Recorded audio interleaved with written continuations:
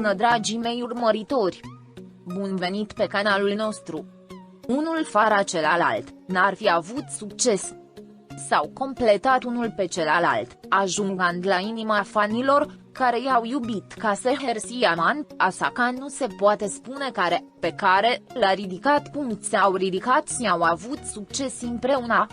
Ulterior, după ce au eliminat-o pe Sila, pentru banii lui Nanuka, s-a distrus și seria și cuplul, deoarece Halil cu Nanuka nu au compatibilitate și nu transmit nimic, mai ales din cauza lipsei de talent a dansatoarei necunoscute, transformată, cu ajutorul banilor în protagonista.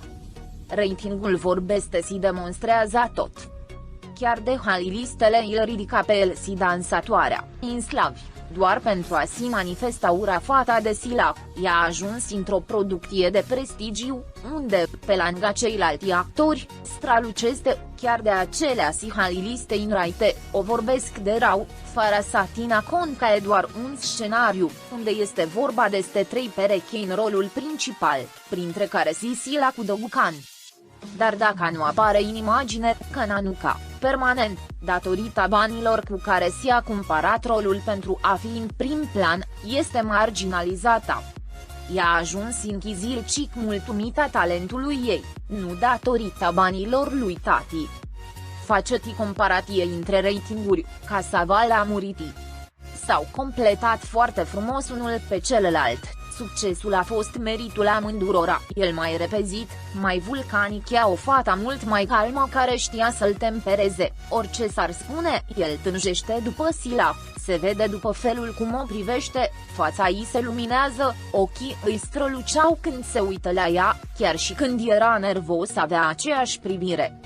Să nu uite că au fost prieteni în acest serial, să-și aducă aminte cu plăcere cele 2 sezoane în care am jucat minunat, să nu se urască și să-și dea bună ziua.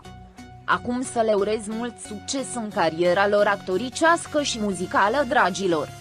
Te străduiești să-ți împlinești visele și, atunci când o faci, nu-ți pasă dacă acestea se duc la gunoi. Și cel mai rău, ești destul de adult și nu realizezi ce îți dăunează. Înțeleg că este începutul carierei sale artistice, dar deja a dovedit și demonstrat că are talent și succes în 2 sezoane. De ce să rămâi în sezonul 3, care este un eșec răsunător din primul episod cu o doamnă care nici măcar nu este actriță și doar te scufundă mai mult? Iar ultima picătură este să folosim în continuare numele și imaginea Sila Turkoglu pentru a promova o copie brută, ridicolă și grotescă a primelor sezoane. Când s-a retras și a închis pagina fără să menționeze Halil sau serialul. Chiar dacă ei spun că relația lui Halil cu Sila este ruptă, noi nu credem deloc, sau Sila spune că am ajuns la final cu Halil, nu credem. Dragostea și armonia în ochii și comportamentul lui, astea două e dovada tot.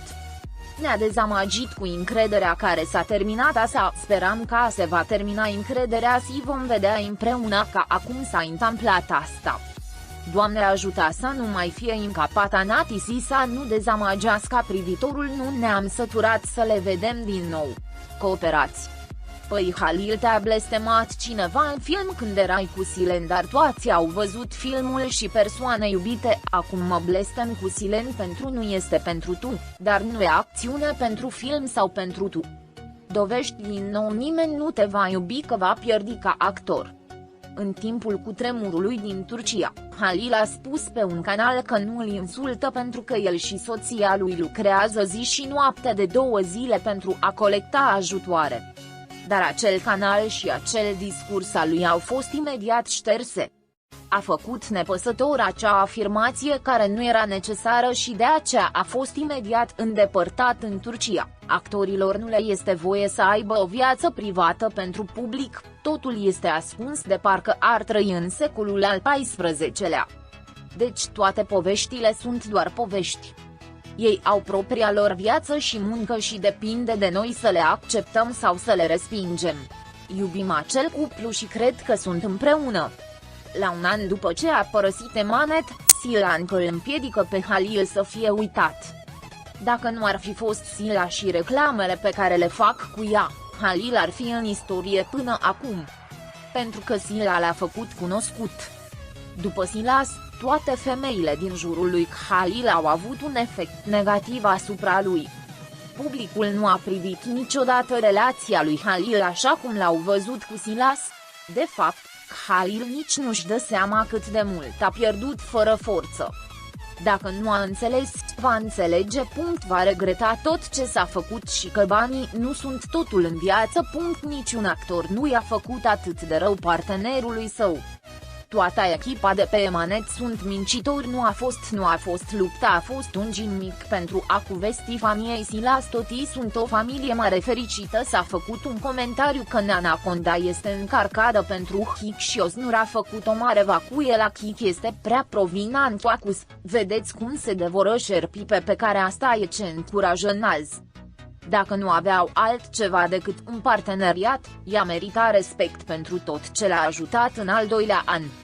După părerea mea, nu cred că este gay, bărbatul are alte probleme despre care nu știm și nu le putem ghici.